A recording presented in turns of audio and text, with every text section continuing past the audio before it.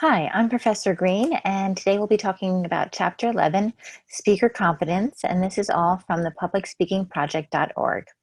Let's go ahead and get into it. So there'll be four sections of our lecture today. First, we're going to talk about classifying communication apprehension, also known as CA. Then we'll talk about frames of reference. Then we'll talk about cognitive restructuring, which is shifting the brain and the way the brain thinks about public speaking. And then we'll talk about techniques for building confidence. I went to business school, and I have to say, all of my friends from business school always say, I need tips about public speaking. And this is probably the one slide that I will send them, techniques for building your confidence. Let's go ahead and get started. So, classifying communication apprehension, that's a fancy way of saying it's a fear of public speaking. Right, as we started this semester, right, so many people have a fear of public speaking, but it doesn't have to be that way. There are different types of anxiety, or CA. The first one is trait anxiety. This is aligned with a person's personality, that they're just really born with anxiety around public speaking. I'd say actually not all that common. It's not very common, honestly. This is state anxiety. This is derived from external situations, much more common, right? This is a fear of scrutiny and negative evaluation fear of a previous bad experience, perhaps, that you had with public speaking. You're afraid of being critiqued.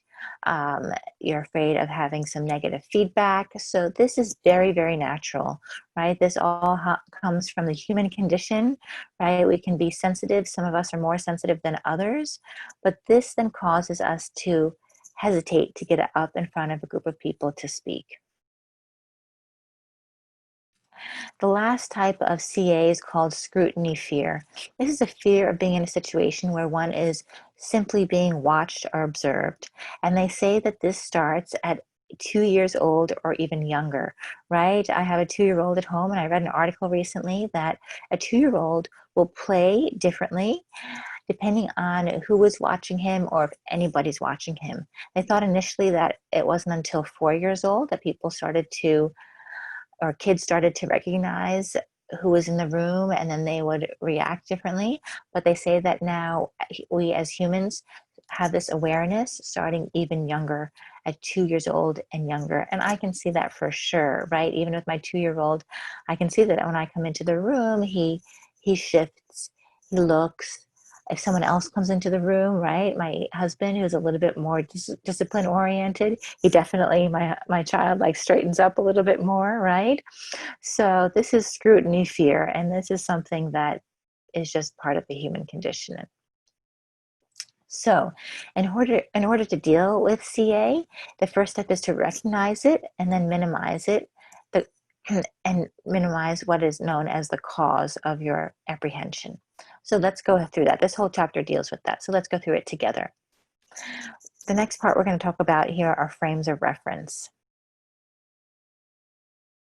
This is your context, viewpoint, or set of presuppositions or evaluative criteria within which a person's perception and thinking always seems to occur, right? And so there are two different uh, frames of reference here. The habitual, this is a combination of your personal experience and what has been witnessed, focus on the, for example, focusing on the grade rather than the learning experience, and considering what ifs, and we start to address them. So, right, think about, like, what if I were to fall? What if I were to stumble over my words? What if I were to vomit when I get up to the front of the stage, right? So that's your frame of reference. That's everything that you're thinking about in your brain, right? And then we have our personal frames of reference. This is how we perceive the situation, positive versus negative. And this is the example that they give in the book, right? It's explaining a movie to friends over lunch versus in front of a group, right? So if you're with a group of close friends, 3 or 4 people on a Saturday afternoon, and you're having lunch, and you're talking to them about the latest, whatever, Star Trek movie you saw last night, you're pretty relaxed, it's easy, it's simple, it's great. Now, all of a sudden, Monday morning comes, and you're in your public speaking class, and you have to tell 30 students, 18 students, however many, about the Star Trek movie. All of a sudden, your frame of reference shifts, right? So again, that frame of reference is all in your mind, it's all in your brain. It's what's known as your context, viewpoint, or a set of presuppositions or evaluative criteria within which a person's perception and thinking always seems to occur. So again, as we walk through these, we know that all these things are in our brain. Let's then move into cognitive restructuring. So how are we going to help the brain get past all of this? This is all about changing one's attitude as it is developing one's skills as a speaker. We want to adjust how one perceives an action or experience. And this is this is coming from research done by Maddock and some colleagues of his in 1989. So the first point of that is sources of apprehension. So the two biggest concerns are the feeling of being the center of attention and the feeling that the audience is just waiting for you to make a mistake, right? And so I always ask my courses, my classes, right, is this a true or false statement, right? Is the audience really waiting for you to make a mistake? It's false, right? Never do you walk into a room or start to present your speech in this class and are people waiting for you to fail, right? We've already started this course as I've stated, as a place of support, as a place of community. You've gotten to know each other a little bit. And so we are all here to support each other. So, okay, yes, you are the center of attention, but people are not waiting for you to fail.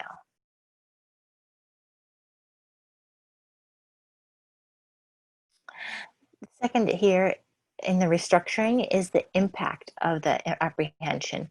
So here we talk about the audience is not staring at me, but looking at me to be supportive and polite. The audience is not criticizing me, but they are willing to listen and are looking for me to succeed. So this is what I was just talking about. Now we are restructuring the mind. We're changing the brain. We're changing the attitude to think about a speech situation in a totally different light. And the last piece of cognitive restructuring is learning confidence, right? Now we understand that the audience really wants me to succeed, right? Now we're confident. Now we're happy. Now this is a good situation. Why wouldn't I want to walk into a situation where everybody wants me to succeed, right? So we'll move on to the last section in this chapter, techniques for building confidence.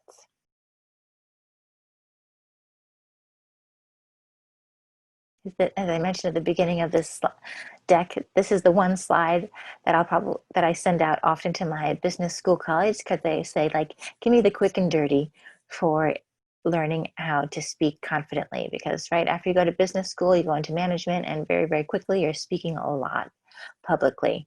So I have a lot of friends that speak at conferences, events, meetings. So I tell them first, right, prepare well.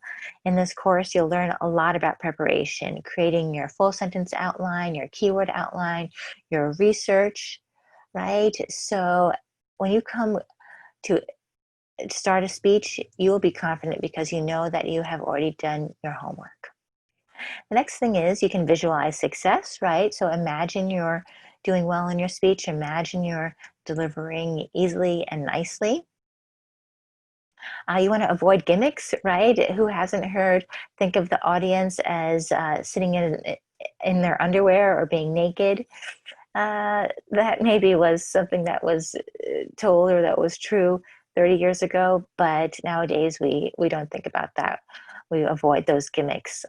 When we look out at the audience, we want to look into people's eyes, or if somehow that makes you nervous and you want to look at the end of the classroom, or if you're doing this on Zoom, you want to be looking right into the camera. We're going to be doing a lot of breathing in this course, right? We're going to breathe and release. There are amazing breathing techniques out there. They help to very well organize, downgrade the nervous system, right? Take it down a notch, right? When our nerves get too much, then it's important to breathe. And it's like a computer.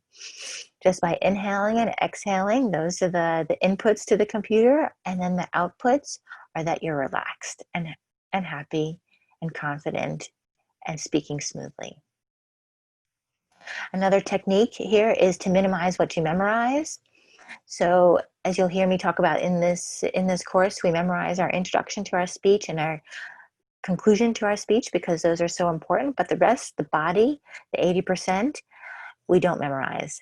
We leave the brain capacity for the delivery. We just use keywords, we have an outline, we have it all organized, we have our subpoints, we have our research, our statistics. All of that is written down so that we don't have to use the RAM or the business or the brain memory to comprehend that as we're trying to deliver. And the last technique for building confidence is to practice out loud. For all of my courses, I have you practice and deliver a YouTube video for most of your large speeches because I think it's just so, so important to practice. Oh, good. Oh, that's right. There's one more, customizing your practice. So taking these 6 different areas for building confidence and choosing the ones that work for you. Great. So now we've gone through the 4 sections of this chapter, chapter 11. We talked about classifying communication apprehension, right? Otherwise known as the fear of public speaking. We talked about the frames of reference, how the brain and the human condition work. We talked about cognitive restructuring.